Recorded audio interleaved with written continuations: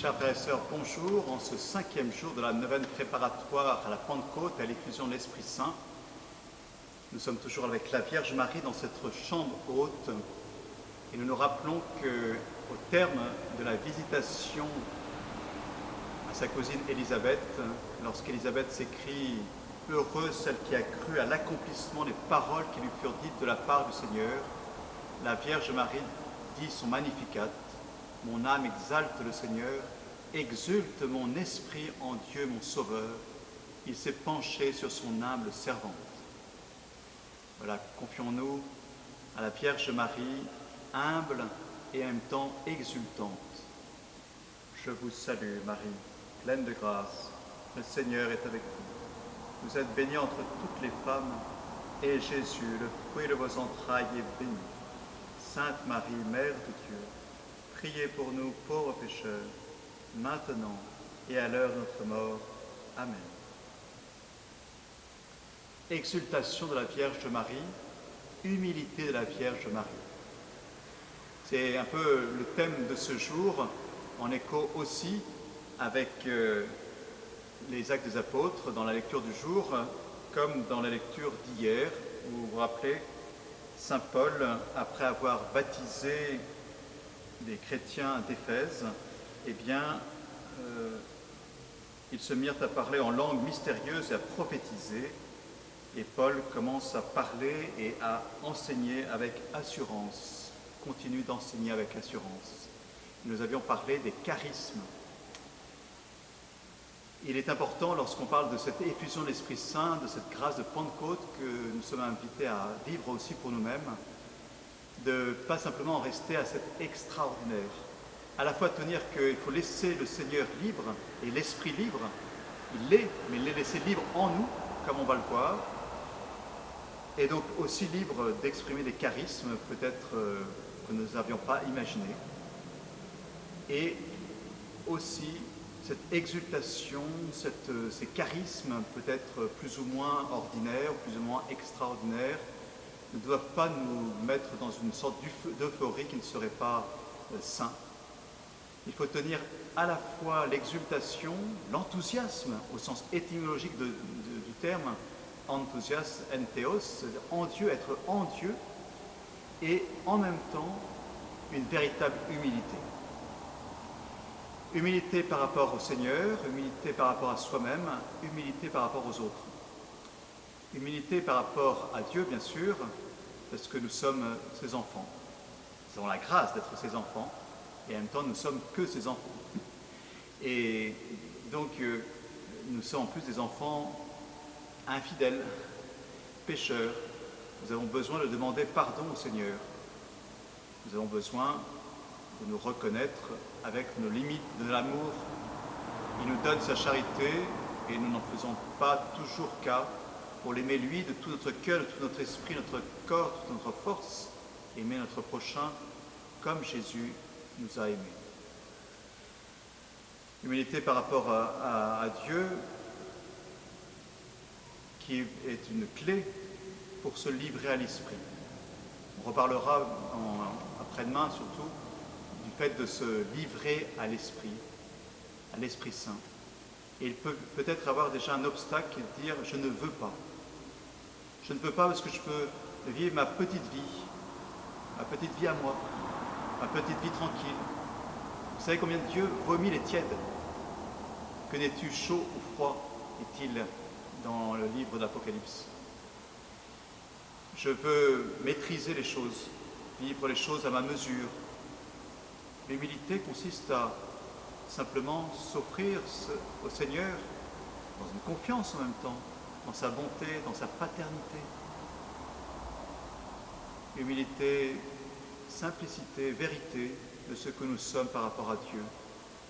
Nous ne sommes pas autant que ce que nous pourrions imaginer pour certaines choses, et en même temps nous sommes mieux lorsqu'à chaque fois que nous nous dévalorisons ou que nous ne pensons pas que nous sommes les enfants bien-aimés du Père. Cette humilité, elle se traduit évidemment dans l'humilité par rapport à nous-mêmes, considérée comme un instrument de sa grâce. Nous sommes faits, nous avons été choisis comme baptisés, confirmés, pour être canal de sa grâce, de son amour. Nous sommes faits pour évangéliser. Mais être canal, c'est en même temps être qu'un instrument, si on peut dire, un instrument certes vivant qui suppose de se donner, de se libérer, d'acquiescer à cette œuvre. Un petit peu comme le courant électrique, il passe par les fils de cuivre, mais il y a un isolant. Plus le courant est fort, plus l'isolant doit être important. Et bien nous sommes cet isolant qui est une matière banale, on peut dire, le plus banal possible. Nous sommes la gaine par laquelle l'électricité passe. Le plus important, ce n'est pas la gaine, évidemment, c'est le courant qui passe. C'est la force de Dieu, c'est la grâce de Dieu. Mais nous sommes en même temps ces canaux. Humilité aussi par rapport aux autres. À la fois pour ne pas nous glorifier de tel don naturel, de tel charisme peut-être, parce qu'ils sont justement pour le bien commun. Humilité parce que nous savons que d'autres ont d'autres dons, d'autres charismes. Humilité qui fait qu'on ne jalouse pas les autres, on se réjouit, parce que tout ça sert au corps tout entier de l'Église. Et on ne critique pas la main parce qu'elle est la main, ou le pied parce qu'il est le pied, ou l'œil, voilà. Chacun a sa place dans le corps. Humilité aussi qui s'exprime par le service, par l'abaissement, par le don de soi, le fait de laver les pieds de ses frères. Il y a plusieurs façons de le faire, et je crois qu'au moment où nous vivons cette période de déconfinement et dans les mois qui vont suivre, ça va être encore le cas. Il faudra inventer quelque chose, à la fois sans doute pour être au service concret, charitable de nos frères qui peut-être ont faim, ou qui perdront peut-être un travail, on ne sait, peut-être aussi soutien moral, et puis soutien aussi spirituel. Peut-être que ce sera l'occasion d'annoncer justement Jésus, la présence même de Dieu dans leur cœur. Cette évangélisation, donc, elle est un véritable service dans toutes ses dimensions, corporelles, psychiques et spirituelles. Ce service, donc, peut-être qui nous fait peur, et aussi une autre façon de ne pas se livrer totalement à l'Esprit Saint, dans cette grâce de Pentecôte, c'est cette peur de Dieu. Qu'est-ce que Dieu va me demander? Peur de la sainteté. Moi, je préfère être un petit chrétien médiocre, parce que les saints, c'est pas évident. Et puis, peur de la croix, parce que les saints, ils vivent toujours la croix. Alors, je ne veux pas être saint parce que je ne voudrais pas vivre la croix. Bien sûr que personne ne cherche à vivre la douleur pour elle-même et la souffrance. Ce n'est pas du tout cette spiritualité qui serait juste. Mais voilà que l'Esprit Saint nous donne une force intérieure.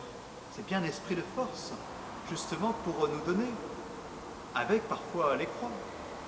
C'est comme si vous demandiez à des parents qui donnent naissance à un enfant, que effectivement, donner naissance à un enfant, c'est une grande joie. Et en même temps, il y aura des nuits sans sommeil, il y aura des soucis de croissance, il y a des soucis dans l'adolescence, il y aura des soucis dans la jeunesse, et puis même des soucis même dans la vie adulte. Les parents ont toujours une certaine inquiétude pour son enfant. Et c'est pas pour ça que nous n'allons pas donner la vie, bien au contraire. Alors, il y a un moment donné où se livrer, c'est aussi considérer qu'il faut embrasser la croix. Embrasser la croix, mais parce qu'on embrasse l'Esprit Saint, parce qu'on est rempli de l'Esprit Saint, esprit de force qui va nous faire aimer quelque part le don de nous-mêmes et trouver qu'il y a plus de joie à donner qu'à recevoir quand Saint Paul leur apporte une parole de Jésus. On voit ici que Saint Paul dit dans les Actes des Apôtres de la lecture d'aujourd'hui, « J'ai servi le Seigneur en toute humilité », dit-il, la profonde humilité. Et il dit un peu plus loin, je sais, qu'est-ce qui va m'arriver à Jérusalem? Je ne sais pas ce qui m'arrivera là-bas, dit-il. Je sais seulement que l'Esprit Saint témoigne de ville en ville que les chaînes et les épreuves m'attendent. Mais en aucun cas je n'accorde du prix à ma vie. pourvu que j'achève ma course et le ministère que j'ai reçu du Seigneur Jésus, rendre témoignage à l'évangile de la grâce de Dieu. Et bien, ce qui est vrai de Saint Paul, figurez-vous, chers frères et sœurs, ça peut être vrai de nous-mêmes. Peut-être toute proportion gardée, vous me direz, mais en même temps, voilà, l'esprit est libre, se donner. Il y a une expression de saint Ambroise, repris par le pape Paul VI en 1975, qui parle de la sobre ivresse de l'esprit. La grâce d'effusion de la Pentecôte, c'est la sobre ivresse de l'esprit. L'ivresse, oui, c'est-à-dire ce don de nous-mêmes, et cette joie, cette exultation, et en même temps cette sobriété, cette humilité, pour nos frères, pour la gloire de Dieu. Et le Magnificat qu'on disait tout à l'heure donne bien, encore une fois, ces deux expressions. Exulte mon cœur en Dieu mon Sauveur, et s'est penché sur son humble servante. Vivons donc ce moment dans ce Magnificat avec le cœur de la Vierge Marie, en n'ayant pas peur de nous livrer à Dieu qui ne veut que notre bien, et surtout le bien tout entier de l'Église, et en même temps qui veut nous donner cette vraie joie, celle du don de nous-mêmes. À demain.